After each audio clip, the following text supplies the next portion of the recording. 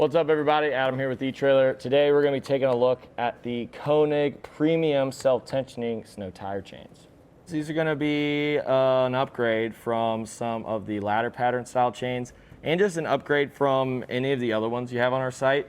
These are the most premium ones that you can really grab for your vehicle. A couple cool things going on. Well, one, we have these little plastic pieces here, and you don't really have to worry about these wearing down over time. We do have these little rivets here. So that's going to prevent that excessive wear whenever we're on maybe just thinner type of ice. Everything, all these different links and stuff are going to be made of a manganese nickel alloy steel. And as you can see, they make cross chains. So this is going to be a lot better than just a ladder pattern, which just comes straight across, because there's going to be a point at which the rubber is going to be hitting the snow. With this, there's always going to be some sort of the chain contacting the ground, so you're not going to be loping from tire to chain, so it's going to be a lot smoother than some of the others. And these do have relatively big links. They're dual-sided D links, and we also have icebreakers here, and these are actually, there's a lot more icebreakers on this set of chains than a lot of the other ones, which I think is pretty cool. So for, you know, ice or just the really hard snow, if it maybe kind of melted and then got really cold at night, it's going to help kind of break it down just to make sure you get to the ground so you can get some traction. Other than that, we are going to have a lot of rim protection here. So we have these arms, and they are coated, so it's not really going to freeze your hands. So if anything does kind of push up against, maybe the snow's really heavy or tall, it's not really going to damage our wheel, which is awesome. There's no contact to the wheel. We do have one contact point on our lug nut here, but that's basically it. So you really don't have to worry about these fancy pretty wheels on our Bronco getting all scratched up. It is going to come in the nicest carrying case of all the chains that we have. It's very thick. The zippers are very good, and some of them you don't really get that. So I was really happy to see a nice little bag, great little handle, and they go in there nice and neat. So that's one thing I do like about these. And there's not a whole lot associated with it. You kind of just fold it all in, go like this, and then just put it back in the bag. Plenty of room. I just hate having to hassle with my chains to get them back in the bag. Some of them come in canvas bags, they rip, and then some of the cable chains are just super difficult to get back in.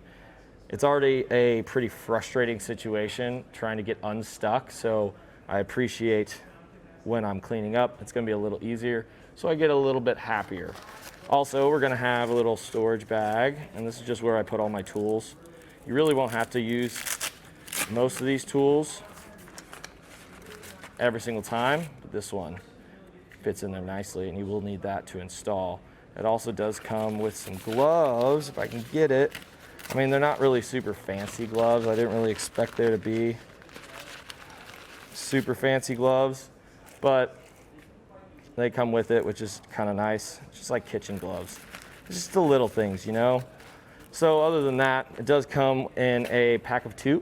So just make sure you grab one for every single wheel you plan on putting it on. And of course, check your owner's manuals, figure out which tires they want you to install the chains on. When it comes to installation, I think this is a little overkill. I think it's a little over-engineered. It's just a lot of different steps to get chains on there, but it is going to give you a lot of traction. It does have a lot of neat features. So if you want to stick around and see how we installed it, just stick around. We'll show you. First things first, we just want to take everything out of the package. And I kind of like putting it like this because it looks cool.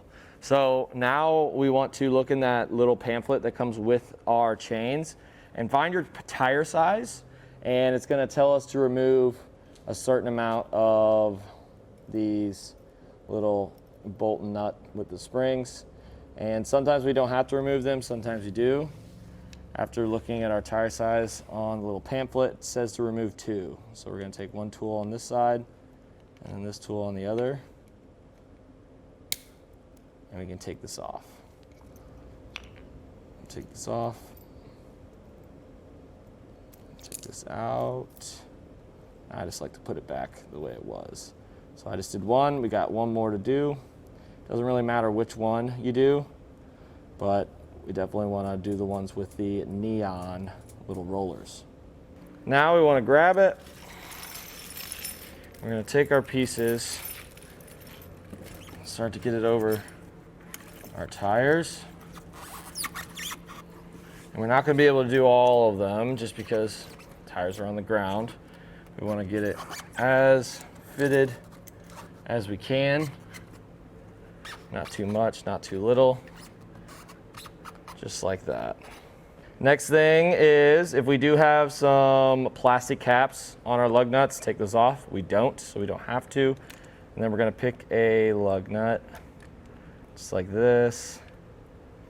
And then we wanna make sure that the arrow is gonna be facing in. And then we can start to kind of tighten this down. As we start to tighten it, these are gonna start to grip our lug nut. Get it in place where it starts to grab a little bit. And then we are going to get a tool right here. Pretty fancy tool. So once it's on there, you can start to tighten this up. Notice how I'm kind of holding this into place just so it's going to be facing towards the inside. And then once we get to the torque setting, which we're close, should give us a snap, letting us know that it's nice and tight. I don't know if you can hear that, but you can feel it too. So once you start tightening it, if you feel something, that's going to be the torque setting, letting you know that everything's good. So now that's done, we want to ratchet this down.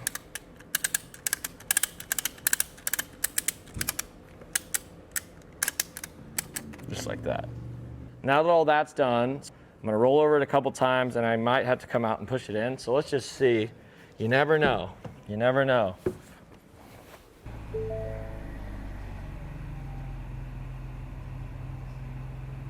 So then you can just come out, because we're supposed to check the tension of other types of chains as well. So it's not like this is a big deal because you're gonna have to do it anyway. So you can go ahead, kind of work it back into position. And if you're having this issue or it just seems like it's a little too tight, I guess we can go ahead and take another one of these out, because this really seems like it's not really wanting to go on there. And the goal here is to get this little red stitch, if you can see it, we want that to be visible. So that just means that this is as close to the wheel as we can get it. That's pretty much it for the install. You just want to roll over it a couple times, make sure it's still nice and tight. I did actually have to kind of help it out a little bit to get it up and over, and that's just kind of how it is. But pretty relatively simple install. And that's pretty much it for a look at the Konig Premium Self-Tensioning Snow Tire Chains.